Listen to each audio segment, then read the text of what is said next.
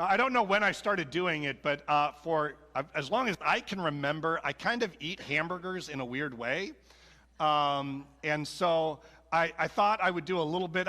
We had some friends over, and we were eating them, and sure enough, I watched again how I eat a hamburger, and then I'm like, I got to make sure and bring. So I brought, this is my leftover hamburger from last night. I actually ate a whole one, but then I ate a partial hamburger. So I want you to take a look at this thing. This is how I eat a hamburger. So if you can imagine, a whole bun around here. Usually, what I do is I circle the edge of the burger, right? Oh, it's good. Yeah, it's fine. This is delicious. And I eat all this stuff. I should have practiced preaching while chewing food. That's probably a bad idea. But this is, and so if I were going to complete it, I would actually finish this edge. Now, why would I finish this edge? Because it's kind of the gross part, I think, of the hamburger, right? Like if I take a bite right into there, look at it that way. If I take a bite right there, look at all this extra bun that I'm going to get. And it's going to be bun with maybe a dribble of ketchup or mustard. It's really not that good, but it's very satisfying once I get the edge. And then when I get into the middle, what do I get? Oh, I know, it's satisfying. I love the middle of the burger, and because what do I get there? First of all, I get not the edge of the hamburger that's maybe a little bit overcooked, but I get like the middle that's a little bit more rare, and then I actually get the lettuce and the tomato and the cheese, and if there's bacon, I would definitely put it's all right. And then when you get about 2 or 3 bites right in the middle. This is the most satisfying part of the burger. That's Lamentations. I've just illustrated Lamentations for you. The good stuff is in the middle.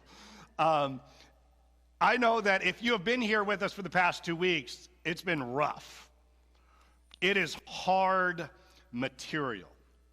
And in Hebrew poetry, they often put the best stuff in the middle.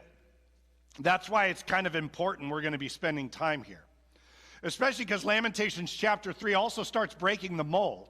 Chapter 1 and chapter 2 follow a very specific pattern, a Hebrew poetry device called having an acrostic, which is every verse starts with the next letter of the Hebrew alphabet, Aleph, Beth, Gimel, Daleth, Hey, Wal, Zayin, Het, Ted, Yod, and it goes through the 22 letters. Each verse starts with it. That's why chapter 1 has 22 verses, chapter 2 has 22 verses, and then chapter 3 breaks the mold.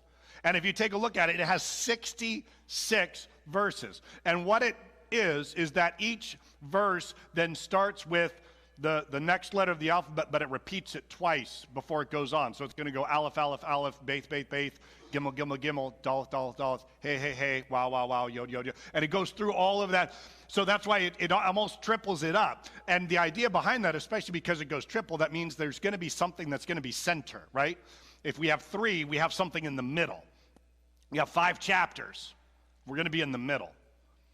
When we hit the middle stuff of this chapter, this is where the poet is going. And there's going to be a really important lesson that I think is also going to come through it, especially because we are now going to hear words of desperation, unlike other words that were there in chapters 1 and 2. Chapters 1 and 2 were pretty desperate. And I feel bad. I remember typing in Lamentations chapter 3 sermon. I was just curious like how often it's preached, because Lamentations 1 and 2, not preached very much. There's not a lot of stuff out there. Lamentations chapter 3, oh my gosh, there's tons of material. Tons of it. Tons of people preach on Lamentations chapter 3, but they usually focus on the middle part of the thing. And then they just kind of give the context like, oh, the people are sad because the people were taken off into exile. And you don't really get the feeling.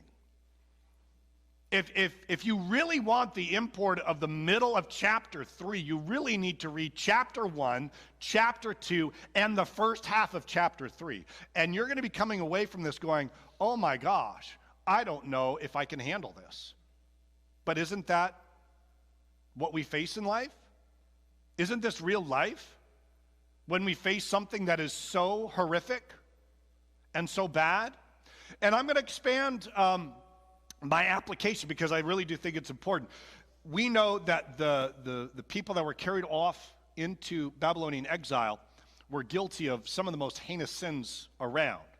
But I think this also really does help for those people that maybe it's not that you sinned, it's someone else sinned against you. Or you've just experienced massive tragedy.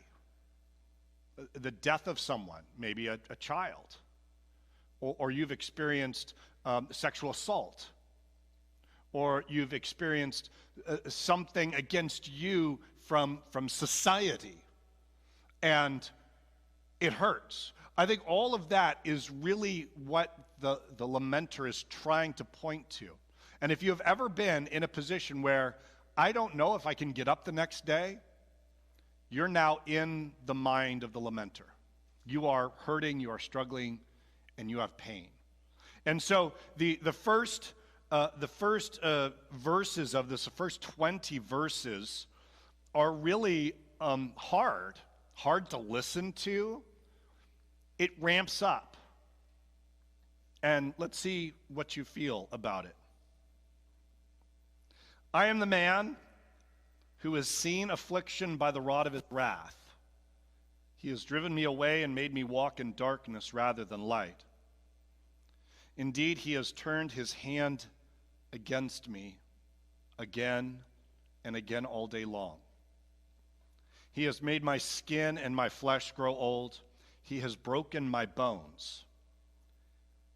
He has besieged me and surrounded me with bitterness and hardship. He has made me dwell in darkness like those long dead. He has walled me in so I cannot escape. He has weighed me down with chains. Even when I call out or cry for help, he shuts out my prayer. He has barred my way with blocks of stone. He has made my paths crooked. Like a bear lying in wait, like a lion in hiding, he dragged me from the path and mangled me and left me without help. He drew his bow and made me the target for his arrows. He pierced my heart with arrows from his quiver. I became the laughingstock of all my people. They mock me in song all day long. He has filled me with bitter herbs and sated me with gall. He has broken my teeth with gravel. He has trampled me in the dust. I have been deprived of peace. I have forgotten what prosperity is. So I say, my splendor is gone, and all that I had hoped from the Lord. I remember my affliction and my wandering, the bitterness and the gall. I will remember them, and my soul is downcast within me. Again, the imagery, continues to change throughout that whole thing. He talks about at the beginning how God's rod is against me. It's such a stark contrast to Psalm 23, where his rod and his staff, they comfort me. Now I'm being beaten by it. He gives the imagery of a bear or a lion lying in wait and being mangled by it. You get this imagery of being fallen to the ground and eating gravel that breaks your teeth, like your head is on the ground and someone comes by and steps on your face and just grinds your teeth on rock. And you can't breathe. And then you feel like you are just simply got a target on your body, and I'm being shot through with arrows. And I think the lamenter is wrong in one aspect, because he's ascribing everything in terms of it's God's actions. And we've talked about this, the nuance that I think most American Christians come to, which is the nuance of God actually doing something or God allowing it. For a Hebrew person, it was all the same. God allowing it is the same as God doing it. But you're going to find that the lamenter is going to ultimately change their direction. It's tough because when you are in the midst of pain and suffering and heartache and sorrow, you really got to cry out to someone or something. And often then we turn our attention and we blame God. And that's okay. The lamenter is giving us a pattern, saying that when we cry out to God, how important that cry is. Recently, I started watching, I don't know why I'm fascinated with cults. I think because I'm going to try to start one, so I was trying to see like best practices of, no? But I'm always fascinated because you know, you have someone who's usually the charismatic leader that everyone is drawn to, and then, you know, there's always this difficulty of like someone saying something that is so outlandish, but then people still believe it and people still buy into it. And I was watching one, and it was about a guy who was a dad, and he started a cult with his family. It was, Papa Pilgrim. Papa Pilgrim be crazy. Like, if you watch this guy went nuts. And one of the things that he wanted to have enough kids to get to, because 7 times 3, like there's some holy number, 21 kids. And and he was brutal. He regularly abused and beat his children so that they would stay in submission. And like you would see they would show the pictures of like some of these adult male children, and you're like, man, adult male children, y'all could take Papa Pilgrim down. Papa Pilgrim ain't that, strong, but he had this hold over him. But then it finally came that one of the adult female children needed to get away. And she's crying out, and throughout all this indoctrination, the thing that he's indoctrinating them with is the Bible. That's what makes it like even more heinous, because he'll use certain passages of Scripture, but then simply ignore other passages of Scripture. And it was horrible. And I remember where the woman, because they're interviewing this woman who was trying to get away, and she finally planned her escape, because that's the name of the show is How I Escaped My Cult. And Papa Pilgrim was headed back into town on the snowmobile, because there was only one way in or out of their house was on this one singular path with a snowmobile. And so Papa Pilgrim goes in, and so she's like, that's it, I'm going to get up. And she grabs one of her sisters, and they start driving. And her snowmobile runs out of gas. Right? And you know what she says? I think God hates me. And I'm thinking to myself, I would think the same exact thing. And she's like, I don't know, because she knew if Papa Pilgrim finds her on the path with the snowmobile, she's dead. Like, that, it's going to be as good as dead. He had almost actually killed her previous to that. He'd given her such a beating, which actually is what caused the male children to leave. She came in, Papa Pilgrim made her wear a ski mask to hide just how visibly beaten she was. And this is all true story, yeah. And the brother said, take off the mask. She took it off, and they said, we couldn't even recognize her. And they said, that's it, we're out. And I'm like, man, that's it, we're out. How about why don't the three of you go take out Papa Pilgrim? But they were also terrified. So they took out, so she had been beaten and was at the point of death at one point. So she knows if Papa Pilgrim finds her on the thing, he's going to finish the job. But she runs out of gas. And it's her and her younger sister. And she's like, I think God hates me. Isn't that how you're feeling as you're reading this? Does it resonate with you? Has there ever been a time that you've been in a position like this? I think all of us at some point or another have. If you haven't, man, I'm really sorry to tell you this, you will. It's one of these really dark places where we feel like Psalm 88, I've been tossed into a pit, and wave after wave of God's wrath is just pouring over me. And there eventually comes a point, I mean, after reading chapter 1, after reading chapter 2, after reading the first 20 verses of chapter 3, you got to think to yourself, is this ever going to end?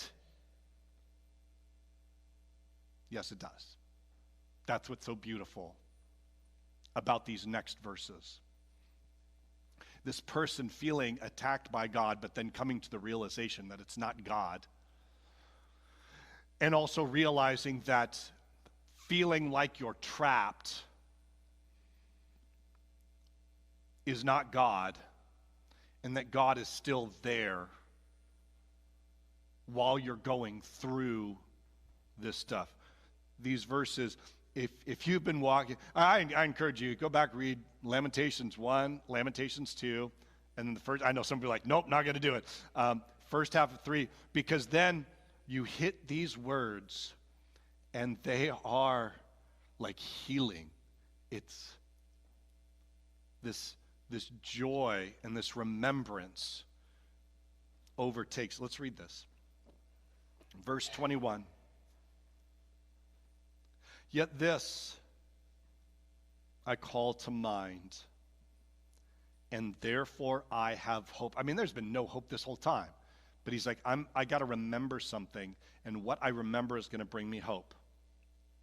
Because of the Lord's great love,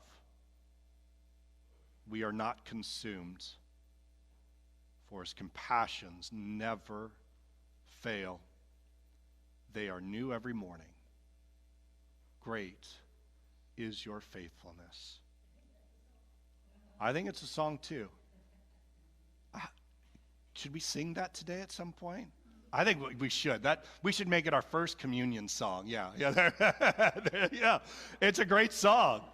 You're going to be really amazed at the story of that song and how this person wrote that song. It's very fascinating. If you want to, in verse 22, because of the Lord's great love, again, it's really important when you get some of these Hebrew words. This is one of the most important Hebrew word in all of Scripture, and it's God's chesed. Chesed.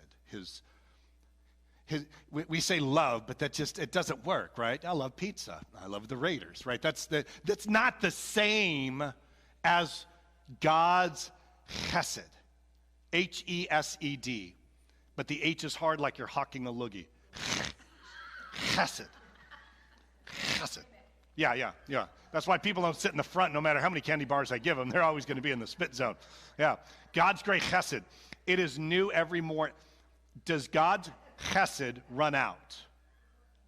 Even when you are at the end of your rope, even when it is the darkest time of your life, even when you're like, even maybe it's your stupid sin. Maybe it was your stupid sin that got you into the place where you're at. Or maybe it was someone else's stupid sin that got you in this place. And you're thinking, I think God's run out. And especially at the nighttime, does anyone enjoy being depressed at night? No, you are alone with your demons. They come out, they harass you, they harangue you. You can't get any good sleep. And you're thinking to yourself, is there any end to this? And the answer is always yes, because it doesn't matter what's going to happen the next day. The sun will rise, and God's mercies are going to be new that morning.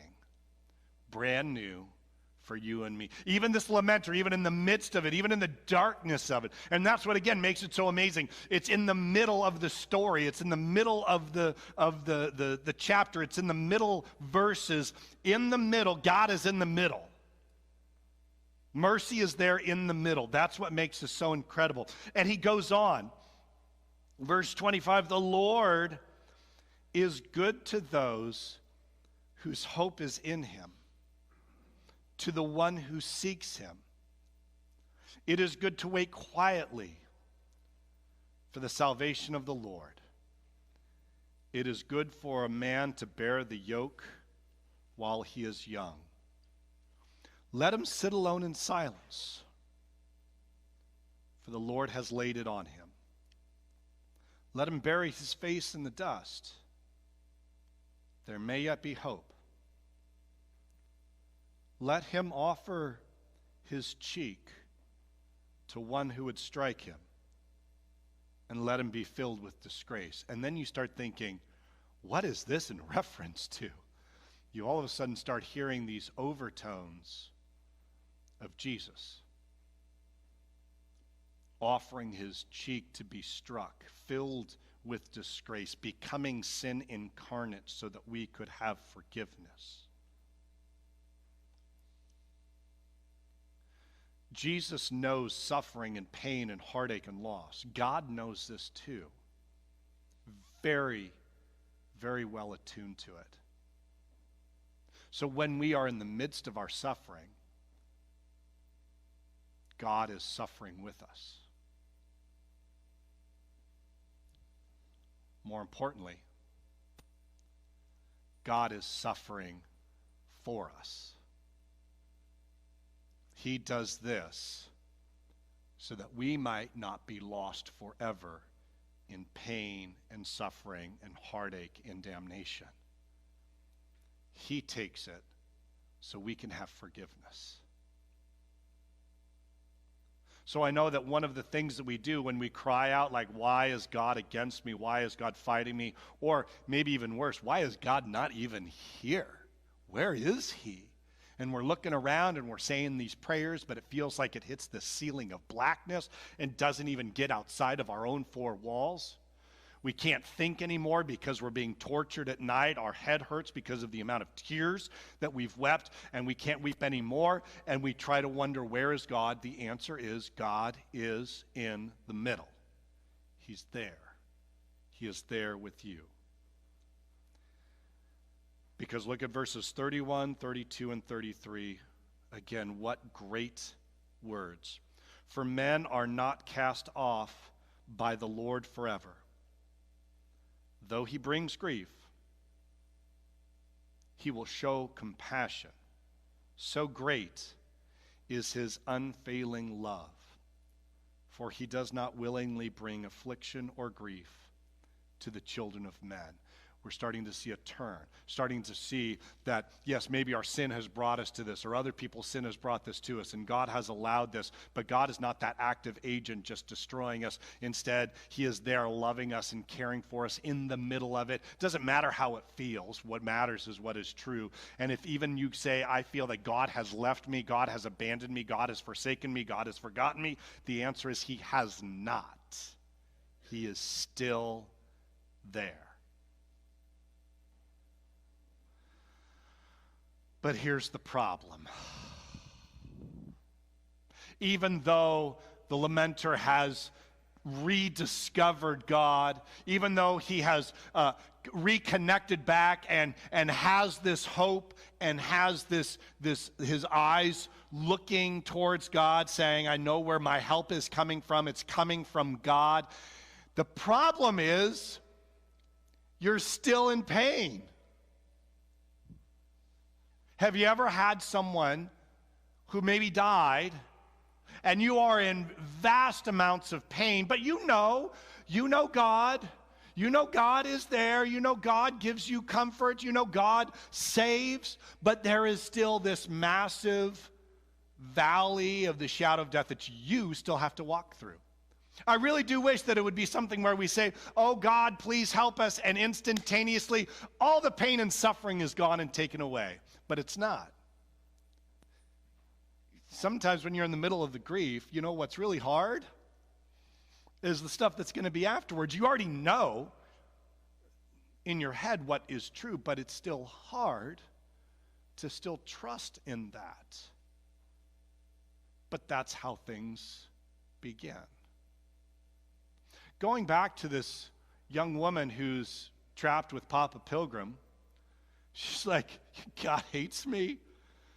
I don't know what to do. And they started to hear a snowmobile coming. And they're like, well, this is it. And they found, because they'd grabbed a bunch of stuff to take with them to get out, one of the things that they packed was some white sheets. It had been snowing. There's no, and it's now much darker. And so they run in, they cover up the snowmobile, and they get off the beaten path. And guess what they find?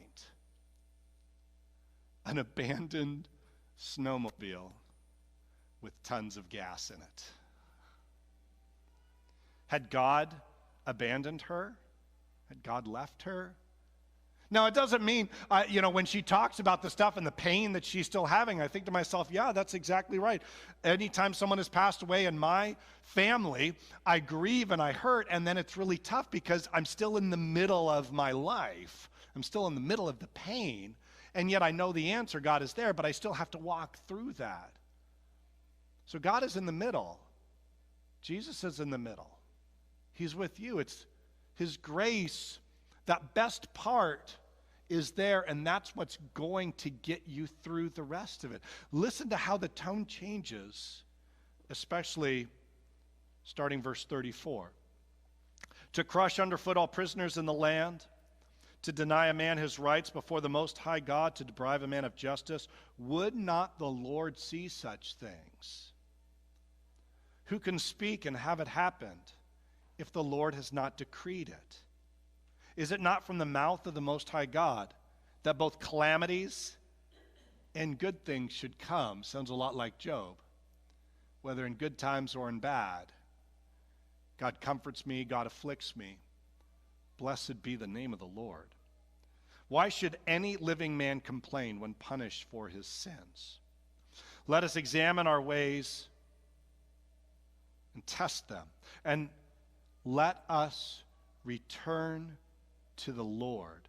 Let us lift up our hearts and our hands to God in heaven and say, we have sinned and rebelled, and you have not forgiven. It's a struggle sometimes when we're in the midst of it. We often ask for forgiveness, and we just don't feel forgiven, right? You don't feel like God cares for you. You don't think that God is you're worthy enough for God's grace. You still have this self-loathing. You still hate yourself. You're still in the middle. You're still in the grief. You're still in the heartache. But things are changing. You have covered yourself with anger and pursued us. You have slain without pity. You have covered yourself with the clouds so that no prayer can get through. You have made us scum and refuse among the nations. All our enemies have opened their mouths wide against us. We have suffered terrors and pitfalls, ruin and destruction. Streams of tears flow from my eyes because my people are destroyed. My eyes will flow unceasingly without relief until the Lord looks down from heaven and sees. What I see brings grief to my soul because of all the women of my city. Those who were my enemies without cause hunted me like a bird. They tried to end my life in a pit and throw stones at me. The waters closed over my head, and I thought I was about to be cut off. Do you hear the change of the language? It's no longer this blaming of God, but realizing there's evil and sin and nastiness that's in the world, and those things are antithetical to God and His people. And so we turn back to them. We turn to them. We're crying out, God, please hear us even in the midst of this. We have sinned. We have suffered. Yes. But God says, I'm not going to just suffer with you. I'm going to suffer for you, and I'm going to give you Jesus. And what did He do on verse 55? I called on your name, O Lord, from the depths of the pit. You heard my plea. Do not close your ears to my cry for relief. You came near when I called you, and you said, do not fear. O Lord, you took up my case. You redeemed my life. You have seen, O Lord, the wrong done to me. Uphold my cause. You have seen the depth of their vengeance, all the plots against me. O Lord, you have heard their insults, all their plots against me, what my enemies whisper and mutter against me all day long. Look at them, sitting or standing. They mock me in their songs. Pay them back for what they deserve, O Lord, for what their hands have done. Put a veil over their hearts, and may your curse be on them. Pursue them in anger and destroy them from under the heavens of the earth. It's this change of, Lord, you know what? I suffer, I sinned, I've done wrong, but Lord, your grace is still going to be there because great is your faithfulness. Your chesed is new every morning, and it redeems me and it pulls me out, and it causes me to now have hope in the middle of my pain. When going back to, again, that young woman with Papa Pilgrim, How many of you might have completely and utterly rejected Christianity altogether because of what just happened to you? Like, I'd be like, yeah, I don't know if I like this whole Christian thing. I think it's a bunch of garbage. And which is why it was so strange, because she talks about how once she finally did, she got out because there was that other snowmobile, and Papa Pilgrim had gone up the thing, and so they found this snowmobile, they started up, and they went into town, and they knew exactly where to go because their brothers had said they were going to be with their, like a distant relative of some sort, and they knew they were going to go there. And they said that when she went to church, she went to church. My goodness. And you know what she said she heard? She heard about a different God, a God who loves and a God who cares. And so when she tells the story, she says, now I know, even in the middle of all that stuff, God was still with me. He still protected me. He made a way for me with that snowmobile when I thought for sure I was done. I was gone. And I think that's amazing when we are in the midst of our despair to have hope. God does those things. He makes a way. You probably saw it on Facebook. At Christmas time, I took Heather to an Amy Grant concert. Do you remember that? Yeah, gotta love Amy Grant. For those of you that don't know Amy Grant, she was one of the pioneers, her along with Michael W. Smith and a bunch of others that brought in kind of mainstream Christianity into music and then into pop culture. And so I went there, and I knew about half the songs, so I would think I was doing pretty good, personally. Like, hey, I got this. I know that song. A bunch of them I didn't. They were old, and but Heather's sitting there singing along, and she had told everyone around, like, I'm really sorry. I'm going to be singing really loud and being obnoxious while I'm here. And they're like, that's okay, so are we. And so it was really cute.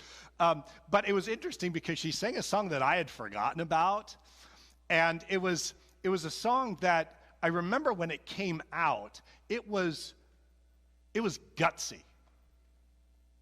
She decided to tackle a subject that up until that point really hadn't been tackled, especially with mainstream Christians, especially then in song.